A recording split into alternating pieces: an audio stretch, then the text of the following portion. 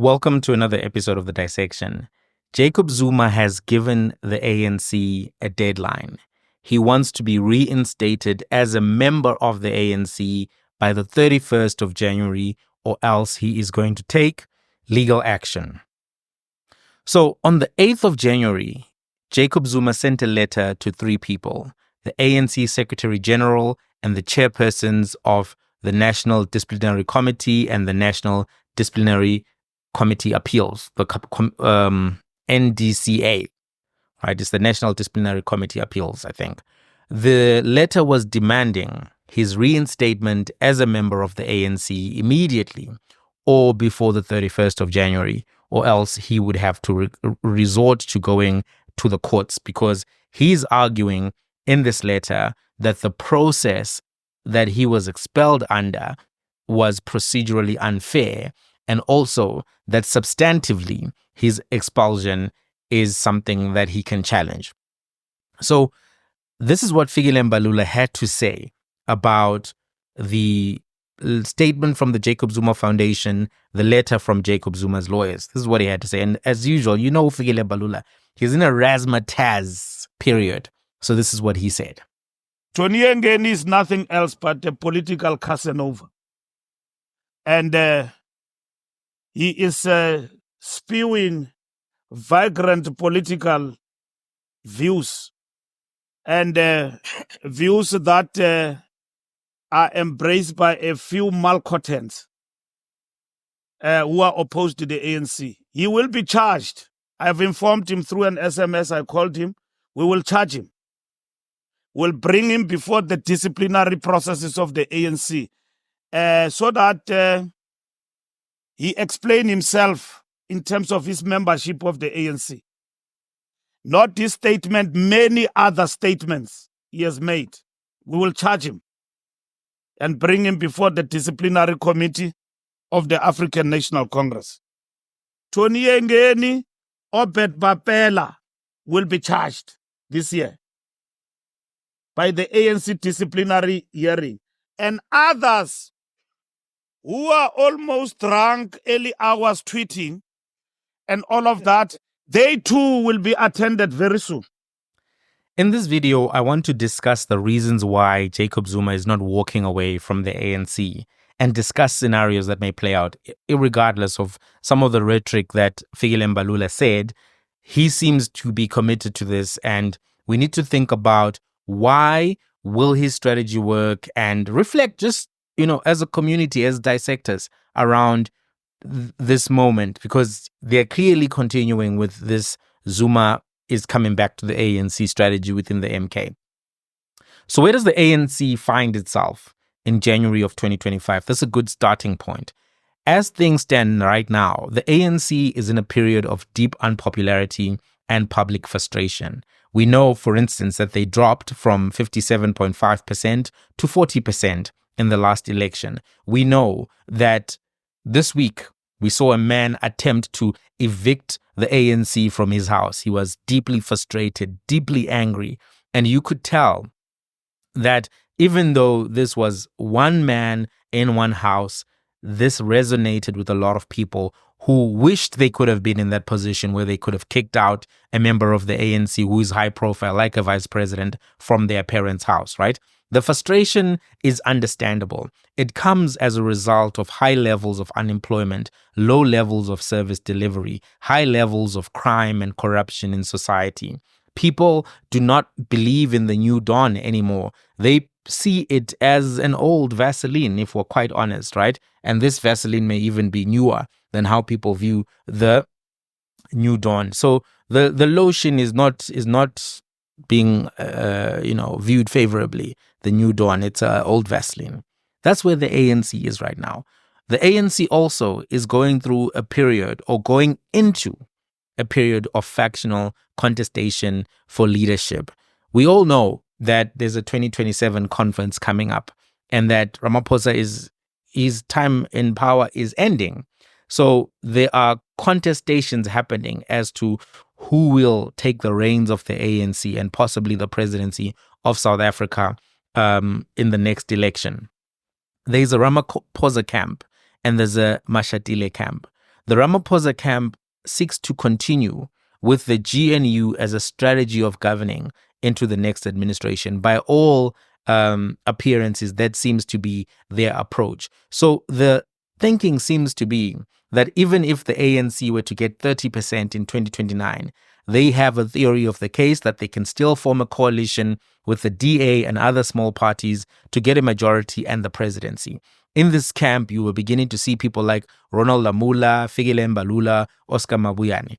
Mbalula really seems to be the spokesperson of this whole grouping at this particular stage. No one is using these names, Ramaphosa camp, Mashatile camp, but it's becoming clear that this is where the fractures actually are, right? Mbalula versus Panyaza, etc., etc. The Mashatile side of the case or the party, right? This faction includes Panyaza Lesufi. It has a different theory of the case.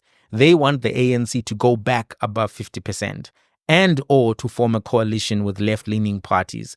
They don't want to kill Chris Hani again, as they say, and they don't necessarily want to work with the DA or the Stellenbosch oligarchs. You know, the idea of these oligarchs, these individuals and families which control large parts of the economy, and they exist, and a lot of them are based in Stellenbosch.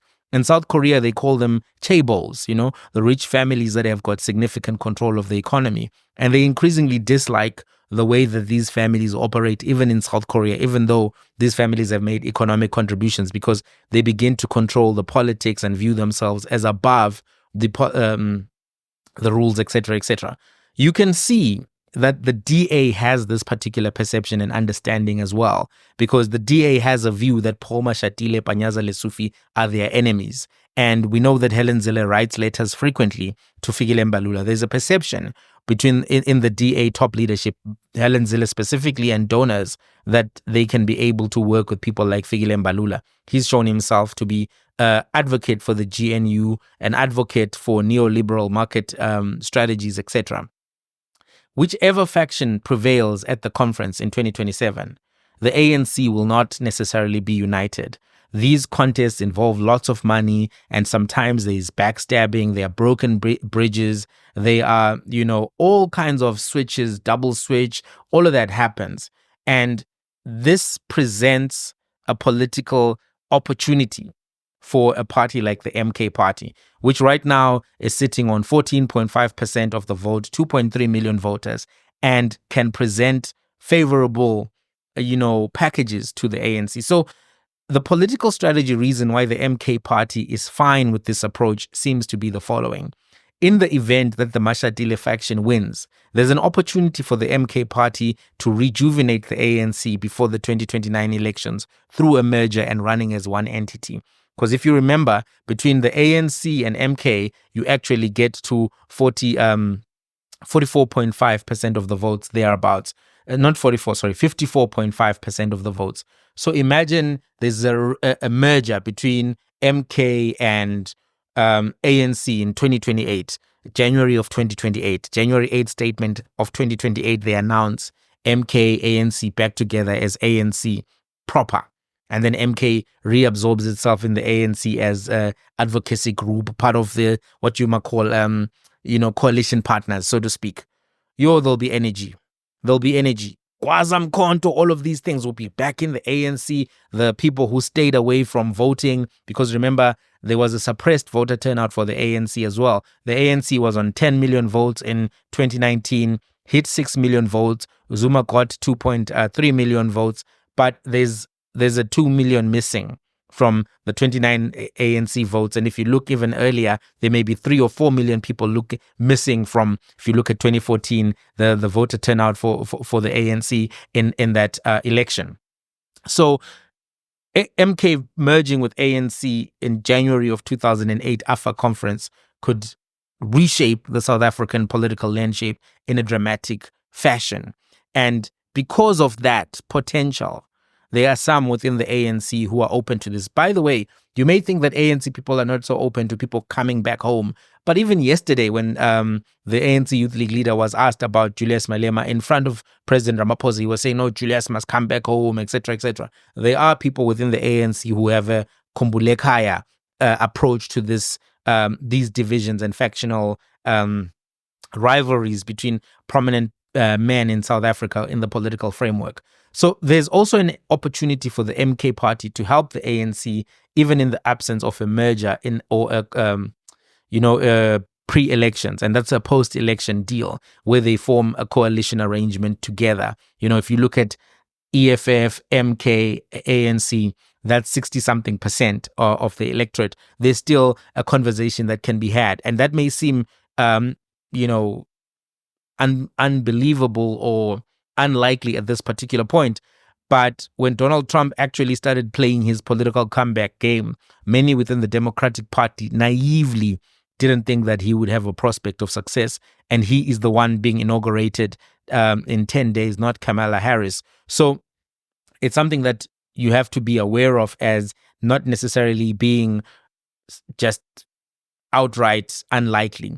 Right now, the MK party has a strong footprint in KwaZulu-Natal. They decimated the ANC there. They have a footprint in Mpumalanga, which is sizable, a sizable footprint in Gauteng, and they're also playing for becoming a truly national party. That's why they got Floyd Shivambu, and he's somebody who can bring them strategy and tactics about how to infiltrate Limpopo and play a role there where they can get maybe 4 or 5%. All of that will come at the expense of the other parties that are doing well in those particular areas. So there is a strategic reason why the MK party would be okay with this. We've heard Limpopo speak about this. We've heard Floyd Shivambu speak about this. They are not allergic to Zuma fighting to re-merge MK with the ANC. They view it actually as a vehicle to access power and to actually be able to regain the dominance of the ANC in South Africa. So for some strategists within the ANC, within the MK, to position Jacob Zuma as a member of the ANC in exile by the force of people who they don't view as legitimate or genuine custodians of the ANC actually helps the MK party, whether or not the party takes him back. If they don't take him back, he can continue to be appealing to those who view the decisions to demonize him, to blame him for all of the problems of South Africa, to push for his incarceration, to move towards the MK party. Zuma knows very well how to make that argument to ANC members, the argument that he is persecuted and wrongly persecuted at that matter. Zuma knows how to play the Wenzenu Zuma card. Wenzenu Zoom, Wenzenu Zoom, awuphendule wenuya. I don't know the rest of the word. Propaganda. Wenzenu. Zuma is number one at Wenzenism. Wenzenu Zoom.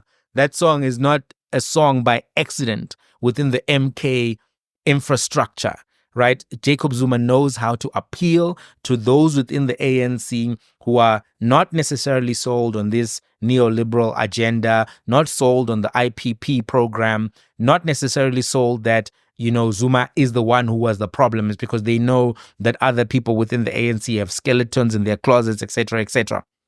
So you must remember, Jacob Zuma is the original Donald Trump. He used these strategies while Donald Trump was on The Apprentice, to defeat Thabo Mbeki. Zuma has been on the ropes before, and he is not necessarily in a position now where you'd view him as weaker. He's still in a position where I think you would have to take him seriously. If they do take him back, so if they don't take him back, he tries to attract ANC members who are frustrated, marginalized, and angry about the leadership of Fikile Mbalula and the decisions to be part of this DA, ANC, GNU, all of these people who like Zuma as a person. Zuma plays the humility card better than any other politician in South Africa. If they do take him back, this will restore his status. He will become the prodigal son of the ANC, and he will make a play to be taken back at conference in 2027.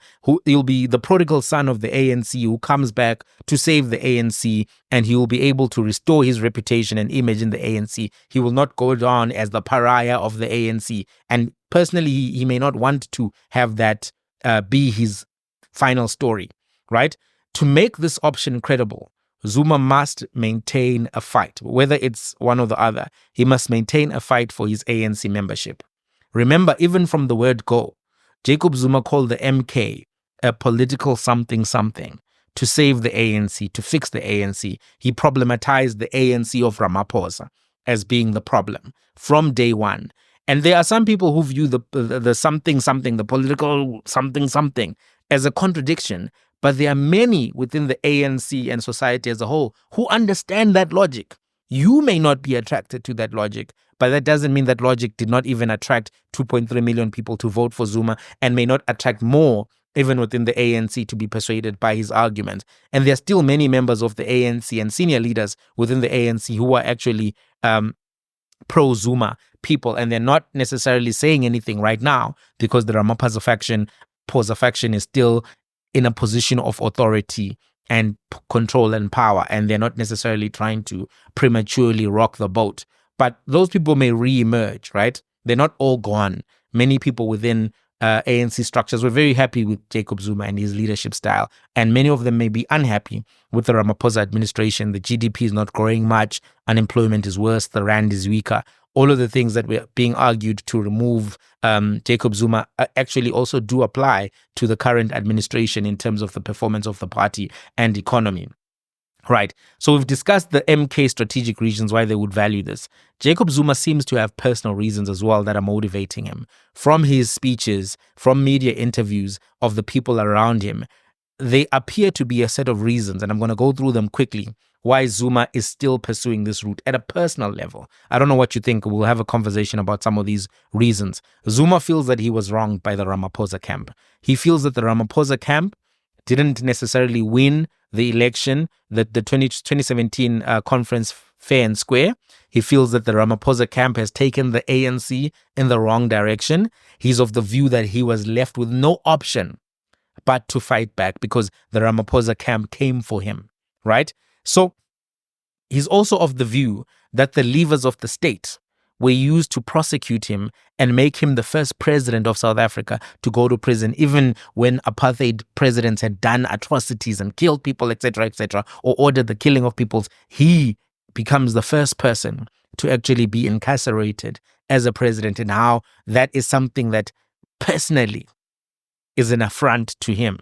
He's of the view that the legal system has been very soft on issues like the CR17 bank documents, that he was treated selectively. You know, when the Phala Phala scandal emerged, the banks said nothing about the bank accounts of Cyril Ramaphosa, you know, and exposure and risk, etc.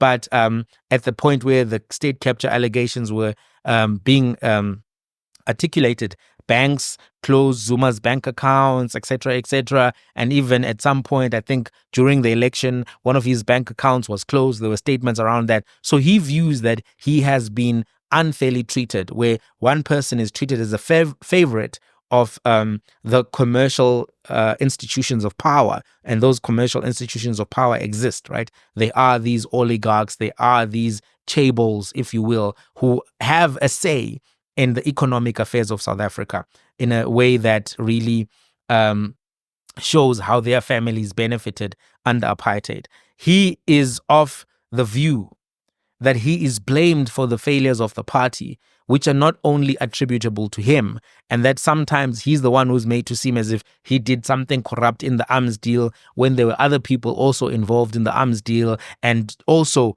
who got whatever monies were obtained from the arms deal. So if you think about this idea of state capture, right now, some billionaires have acquired more interests in network infrastructure and energy under the Ramaphosa administration than they had under the Zuma administration or the Mbeki administration.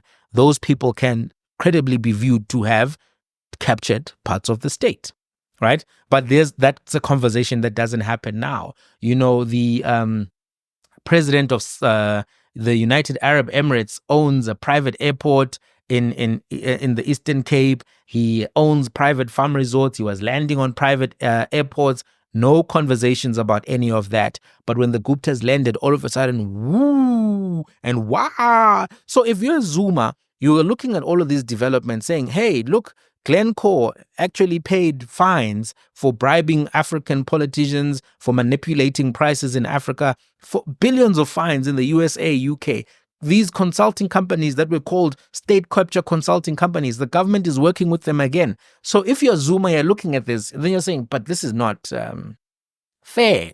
It's not fair to treat me in this way while the other guy, when he's president, he gets these favors. He gets people to turn a blind eye. He gets a media that doesn't ask him questions, when he doesn't do press conferences much. You know, the press conference point, if you look at Donald Trump has done more media interviews and press conferences than probably President Ramaphosa has done in his whole administration, and he's not even back in office. That's just the difference. Zuma used to do a lot of press interviews where the media was very hostile to him, and he would take those questions, answer those questions. So he may view things from a personal level as, hey, there is actually unfairness that has been extended my direction in a way that it hasn't been extended to other people who've occupied the same position that I've occupied. There are other things that may drive his personal motives for doing this. Zuma still has court cases that are in the pipeline. The arms deal is supposed to continue in April, right? So this actually gives him leverage and potential to find political solutions to his legal problems. Think about this. If Zuma had remained in Gandla and isolated himself from national politics, he would have no leverage right now. He would have no leverage. They would be able to do whatever they wanted to him at any given time, right? Send him to prison, etc., etc. But now he has representatives in parliament. He has a clear support base of millions of voters, an organized structure which can raise funds, raise issues in parliament, and actually has strong, prominent voices that can speak on his behalf, on the behalf of his party. You've got Dr. John Hlophe, Floyd Chivambu, Advocate Dalimpofu, and others, who can make noise on his behalf. That's leverage. That's political leverage. If he hadn't been put in the crosshairs in the way that Ramaphosa administration did, he may not have done any of these things. But he feels, and this is just me trying to unpack what I've heard them say oftentimes, he feels that he was left with no option but to take this particular route. And this is why it seems to me that the MK party and Jacob Zuma are still pursuing this Zuma must go back to the ANC strategy. I don't know, what do you think about all of this stuff that I've put out? I've just laid out the case. What do you think about all of this from an ANC perspective, from an MK perspective, from a Zuma, the man perspective? What do you think? Let's have a conversation. Till the next one.